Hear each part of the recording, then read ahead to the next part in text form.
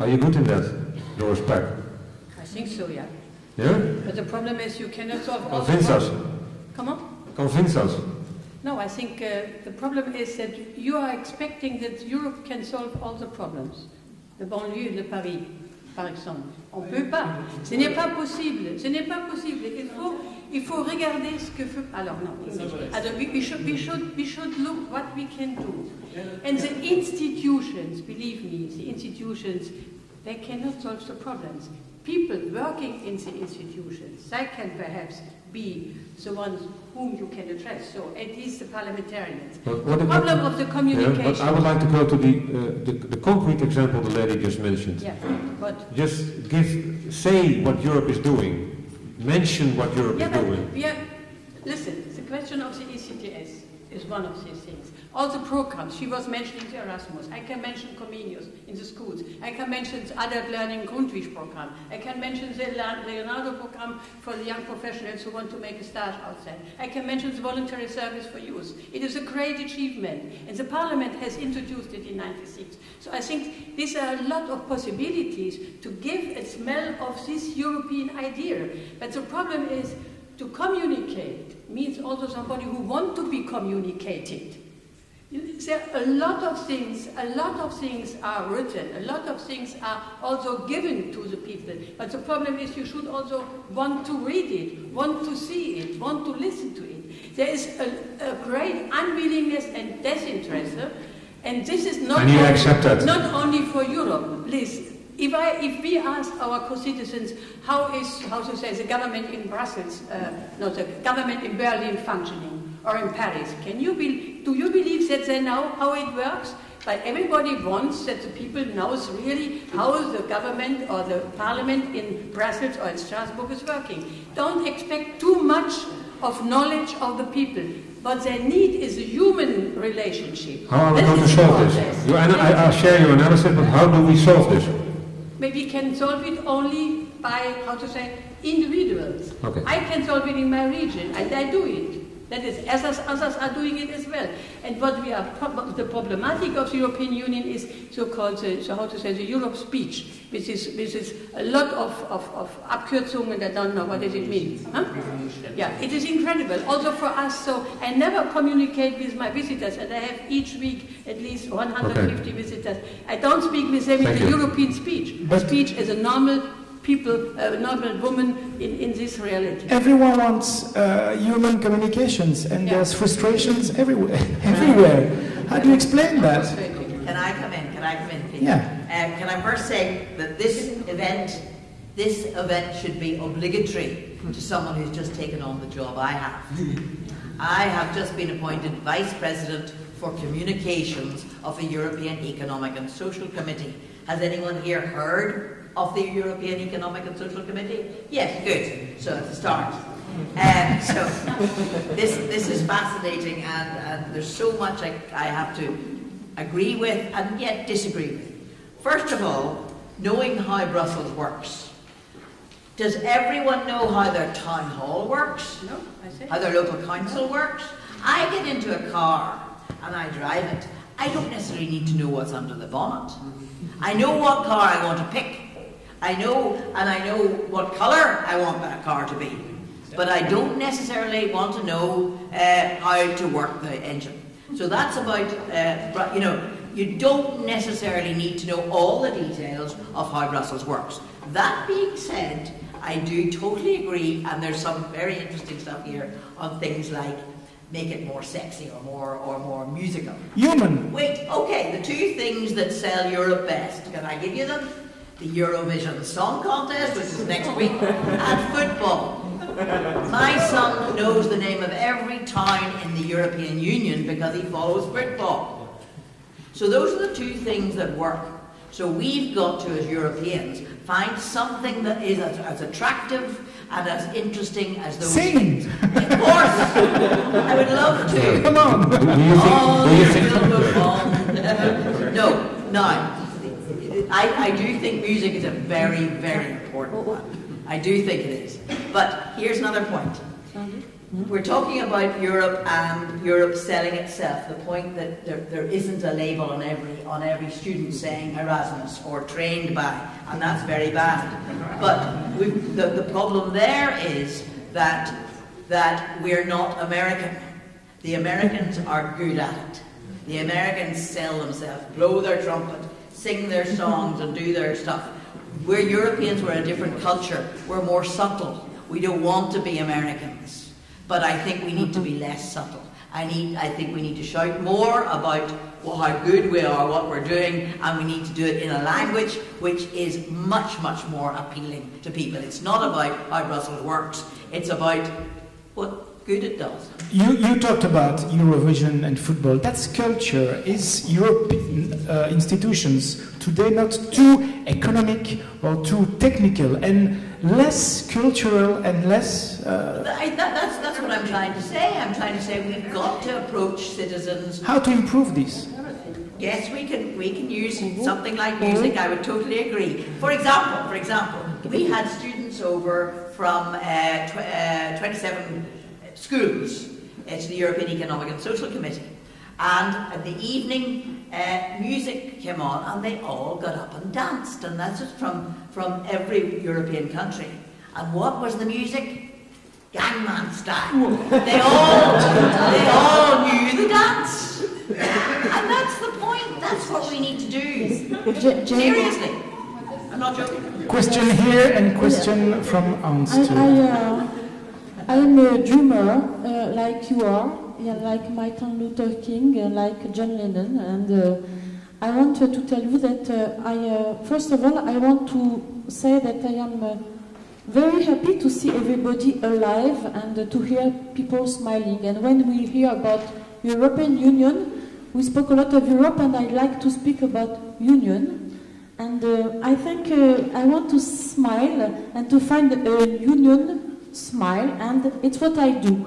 I'm not frustrated, I am acting. I think it's the year of citizen, and I am till 5 years preparing with multilingualism with students from all countries about European subjects, not demagogy, not political, but maybe not political correct, and with the fiction, with the theater, with the culture, with the patrimoine of every country. We are touching a lot of citizens, and not European citizens, I mean the ones who are here maybe, because I saw at the beginning everybody was handing the hands, but I like to touch the mother, I like to touch the doctor, I like to touch the utopist, the dreamer, like Mr. who is not only a dreamer. And I think I propose right now, you were speaking, I think I'm happy to hear all your voices, because it's the most important to hear all the voices. And I am now close from the parliament as a citizen, and I respond to a project, and I am preparing in 7 cities, and I have got a prize from Label Paris Europe. I bring on the stage 8 actors from 8 countries about European subjects in Athens, in Paris, in Brussels, in Strasbourg, in Lithuania, in Vilnius, in London, all these countries, and every actor doesn't represent his nationality but a European field, like universal family, like humanism, like health. And I think it belongs to our, not to be frustrated and to be hopeful. I think we have to bring to our children hope, and this is a way, by touching people, not about political subject, but daily life of citizens of the world. I think it's a good possibility to do it. Okay. And it's what I'm going to do. Yeah. Thank you. The neighbor has a question. Good evening. I think we heard a lot of speech about Europe and what's everybody expecting about Europe. But I'd like to tell you something about what one non-European person expect about Europe? That we lived, I lived here since the Christmas of 1999. Where are you from? I am originally Kurdish from Iraq. Okay. And I've grown up in a war. And this is the main things I want to speak about it. And I am a co-organizer for this project as well here. This is something hurting me a lot. Now, everybody in Europe, you are thinking that Europe is an exceptional example for humanity in the world. And maybe it's also in some kind. But actually, we cannot see that because we are seeing all this mass of weapons that Europe producing. I have a list from Wikipedia, the countries that they are producing weapons in the world. The first is America, and the second is Russia.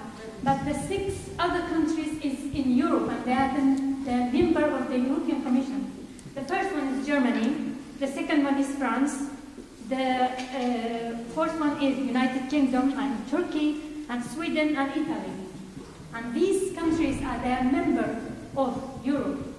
I want to say, of course, I came here also to dream as you, because in my country it was not way to dream. But please, we have to dream. Our dream not to build, to kill others. Okay. Because we are exporting weapons and we rebuild our economy in Europe, but we are killing other dreams. Thank you. Thank you. Hans? First of all, regarding this fact, I mean, it's still an unsolved issue that Germany still sells tanks to Greece, though Greece could save the money and for bailouts. Regarding the weapon factor. When it comes to communication, I think one thing with European communicators, as we are, and more or less everyone in this room becomes a European communicator as soon as you leave this room, because you're going to tell maybe, hopefully, people about what is happening today, is that the perception of what communication is needs to change. An administration is not meant to communicate human. That's why the European Commission's efforts for communicating Europe are nice, but a waste of money, whereas the Economic and Social Committee, as well as the European Parliament, are organizations, institutions made of people who are representing something. The Commission is an institution where people work on finding solutions, not on communicating solutions. As a matter of fact, the way we can change communication comes from Britain, because funny is it is that the British government has a real nice new website which is so easily accessible that you find all the information you need in Britain on their homepage under gov.uk. Why is it nice? Just because, as you said, if I'm driving a car, I don't need to understand how it works. That's more or less true for everyone in this room who drives a car. Most of us cannot explain exactly how it works. If my car goes broken, I need to have yellow pages that work, which allow me to find the information I need easy and fast. The European institutions' homepages are a disaster. That's not new, but they are just a disaster. Okay. And it doesn't depend on any of these pages. It is a disaster. That's why, for example, in 2009, how to change communication. Jane will change that from tomorrow. Okay. In 2009, people said in the Eurobarometer that they actually didn't find information about the European Parliament or the elections. And I was said here, of course, all this information are published. If you, as a normal citizen, having family, work, and other kind of social life, have 3 weeks to dig out the information you need, that's really cool. For 99.9% of this European population, this is not working. So, for example, what I did was to say, okay, there needs to be a page where you find all the different information on a European topic on one spot. So I created my website, where you find civil society information, most of the time. And the European institutions need to reorganize their communication. It doesn't doesn't need to be more sexy. Seriously, I finish in a second. Seriously, politics are not sexy. Politics are something you do because you need to organize, you need to order, structure the life of a society, which, when it comes to Europe, is enormously big. Yeah. That's okay. Of course, you are not in a sexy business. I think you are right. It should be one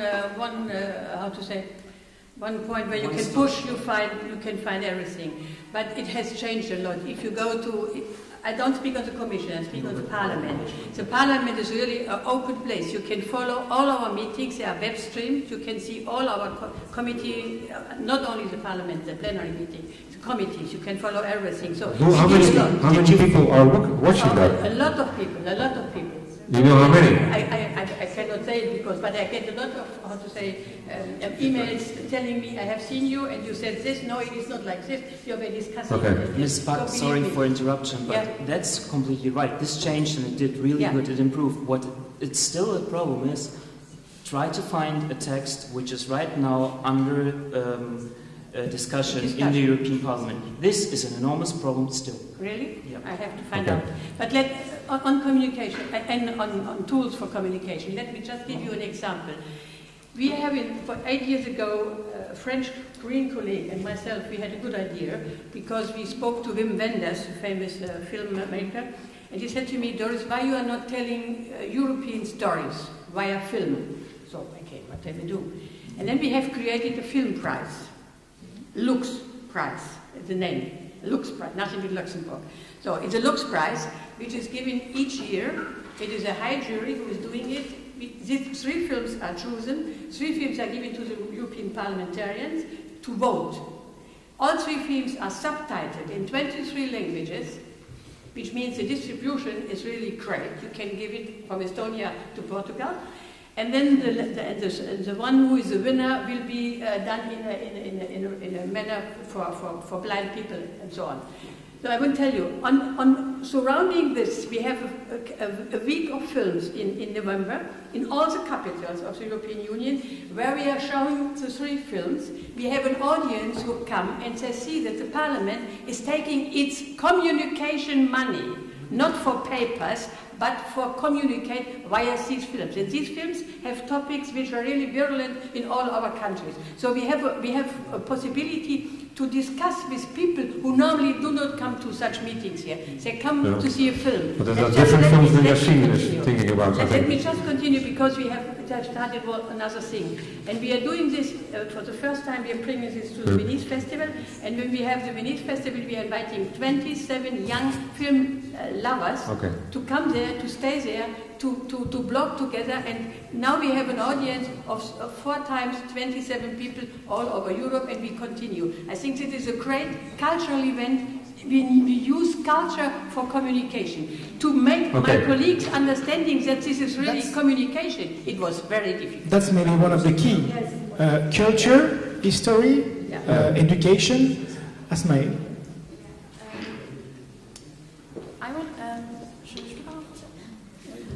J'aimerais rejoindre la question de la... Parlez bien près du micro, comme ça tout le monde vous entend. J'aimerais rejoindre la question de la communication et la question de se soucier de l'Europe, en parlant du fait que, pour moi, l'image de l'Europe, c'est qu'on est tous dans le même bateau. Qu'on le veuille ou non, on est tous dedans.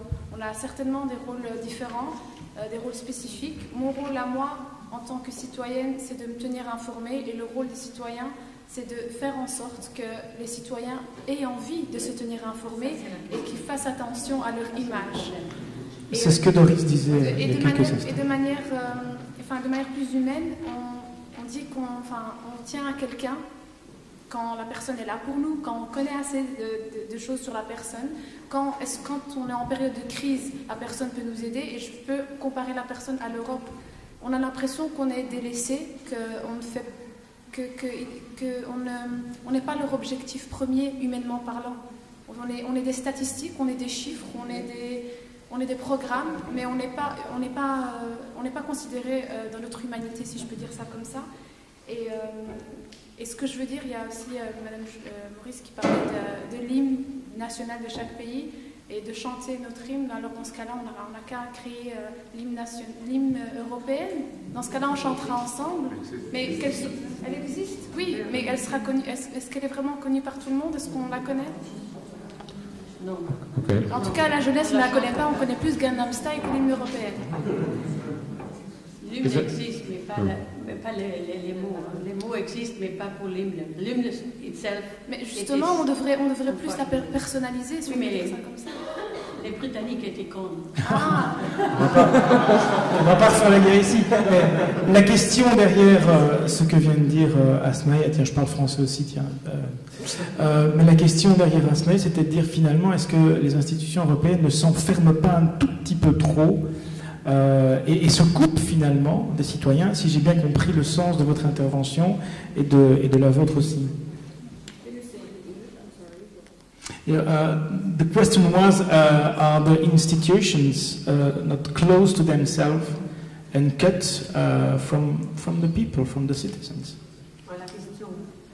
Question, allez-y. Is there anybody, I would like to go to the audience because we are nearing our end of time. Yes. Is there anybody in the audience who would like to say something about this?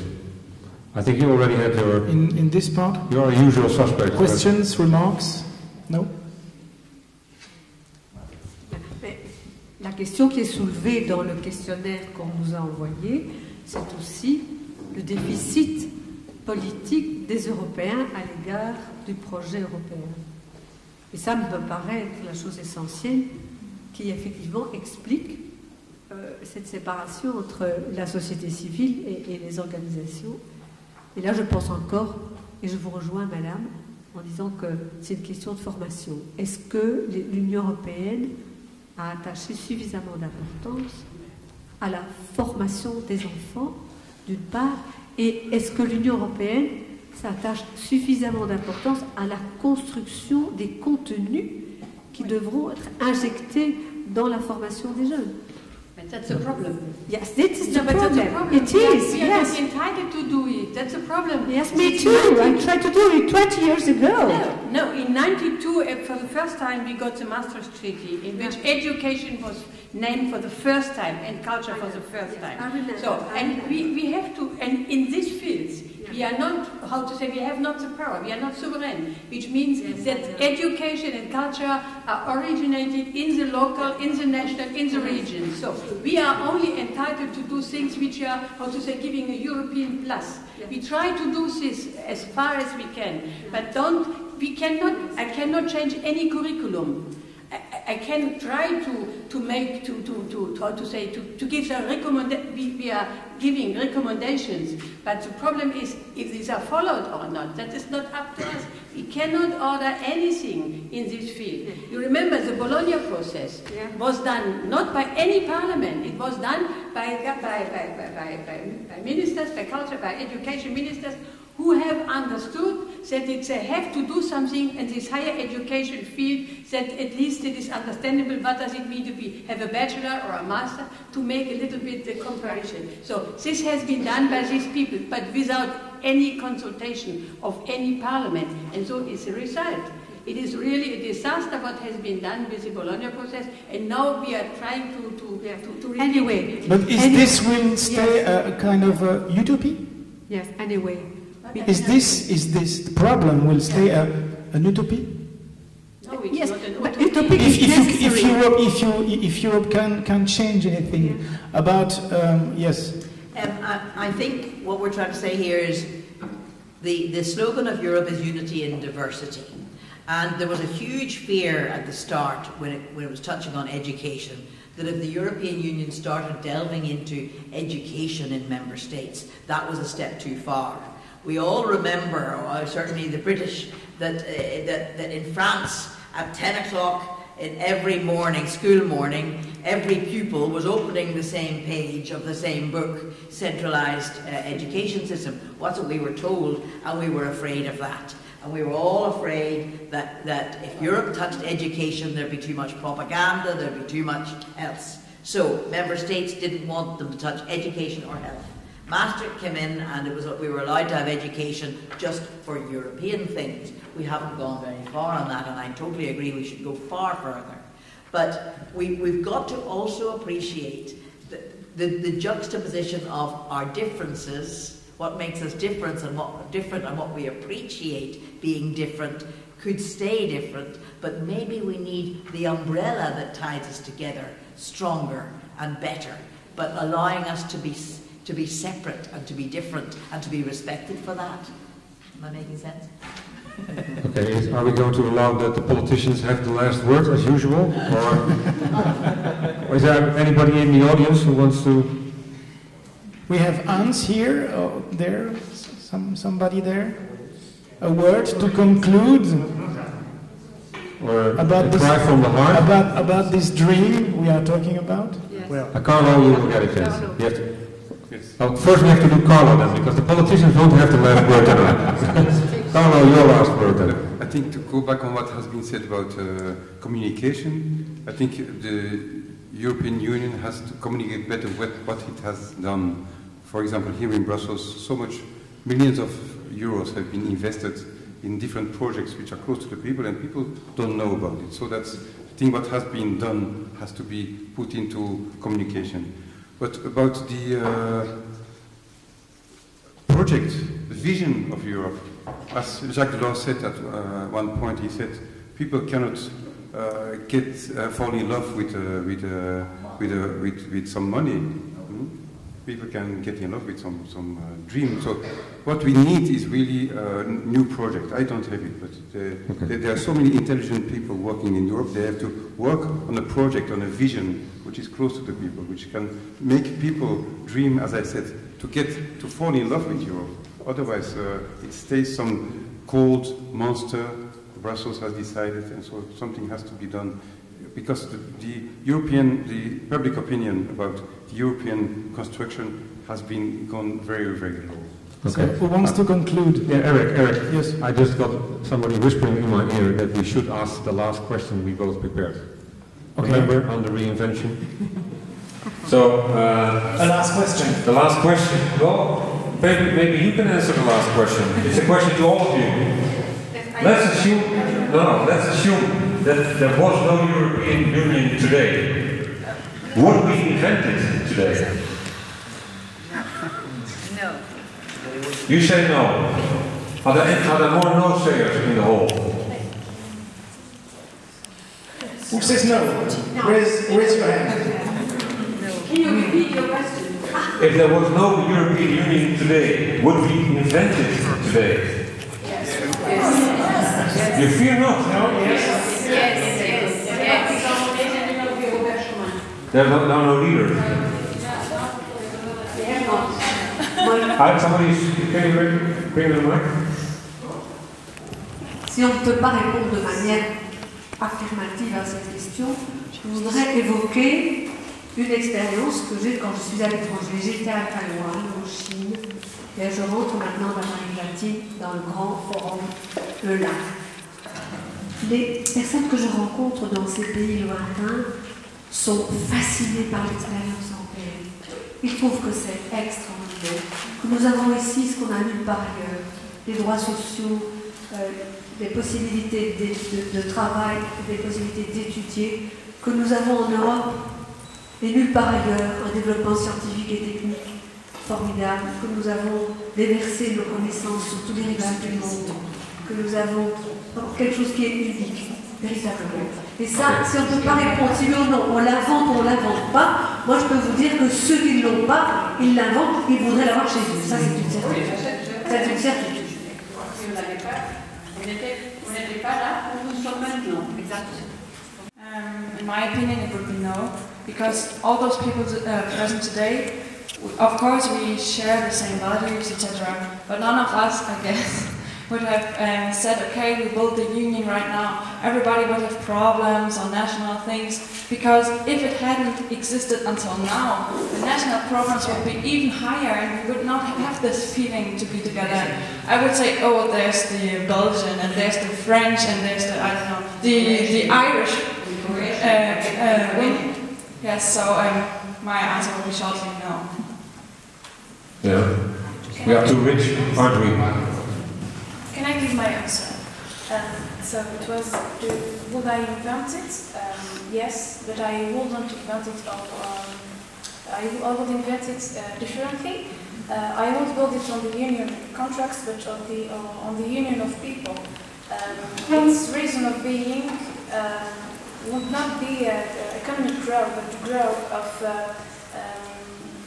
solidarity and welfare in Europe, and feel safe and express ourselves without pressure, without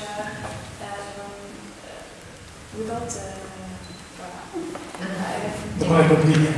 Plus de culture finalement et tout le côté social plutôt que l'économie pure. Sur l'union économique, oui. Et qu'on soit autre que des chiffres. Hans. Since the 1950s, the European community is discussing the political union without ever going the step forward to do it. And so the question whether I would recreate the European Union, I don't know. Because seriously, people just really don't want to go a step further. That's it. Is there somebody else who knows? Trois choses rapidement. D'abord, je crois qu'il faut que chacun d'entre nous, puisqu'on dit tous qu'on se sent, où on est, on respire l'Europe, on pourrait avoir la responsabilité, ça ferait boule de neige, dans ce genre d'espace comme celui-ci, de venir avec notre grand-mère, notre cousin, quelqu'un qui ne croit pas en l'Europe, et l'amener dans ce genre de lieu, qu'on ne soit pas entre nous, entre guillemets. Et puis j'aimerais saluer... Avec les enfants aussi. Avec des enfants, qu'on soit dans l'intergénérationnel, puisque c'était l'an dernier, l'année de l'intergénérationnel, mais ça pourrait être tout le temps. Moi j'aimerais saluer un vrai projet qui existe et qui voit le jour et qui fait qu'on est tous ensemble, et je salue l'énergie de Goethe-Institut, parce que pour arriver à monter ce genre d'événements dans toutes les capitales, là on a une citoyenne qui se démène et qui nous dit que l'Europe se rencontre dans toutes ses capitales, avec toutes ses voix, avec toutes ses énergies. Et moi, je suis aussi communicatrice, comme vous, monsieur Cohen, c'est ça? Voilà. Et il y a un exercice qui est très intéressant, et si on l'avait fait ce soir, ça aurait été pas mal, c'est on baisse le son et on voit ce qui reste des énergies. On aurait pu voir qu'on était en train parfois de se disputer, qu'on n'était pas tout à fait d'accord. Et là, je rappelle qu'il y a une langue qui est internationale, ça s'appelle le grommelot, et je vais finir en grommelot. I was in a hotel, the door, and the door. Voilà, tout le monde tout d'un coup s'intéresse parce qu'on n'est pas dans les mots, mais on est dans le sens de ce qu'on dit. Et moi, je dis, venez, j'ai un projet qui est... c'est une comédie grinçante sur l'Europe, avec des acteurs en polyphonie de langue. Et on parle d'Europe, mais avec sourire et avec rigueur et enthousiasme. Voilà, vive l'Europe. C'est le nouvel espérance. Peut-être une dernière intervention dans le fond, du soir au fond. C'est vrai, je suis belge, d'origine italienne, je suis tunisien, enfin bref, je suis assez motivé. Je suis vraiment un fédéraliste européen, j'adore le projet européen en tant que tel, mais je trouve qu'il est malheureusement pas mobilisateur. Dans le sens où, en fait, regardez, l'Assemblée ici, elle est formidable, mais c'est souvent toujours pareil quand on fait des sujets liés à l'Europe.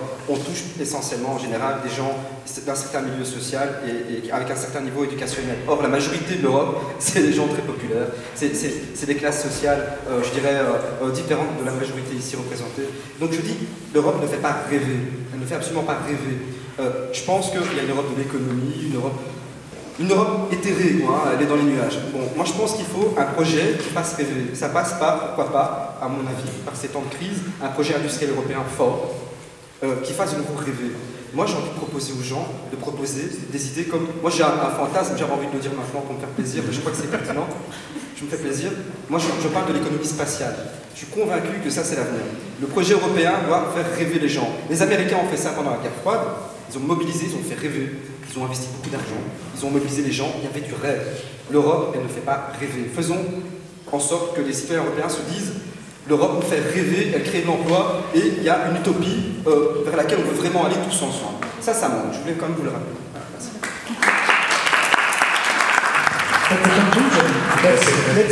Let's finish in Gromlo. How do you say thank you in Gromlo? Washkov.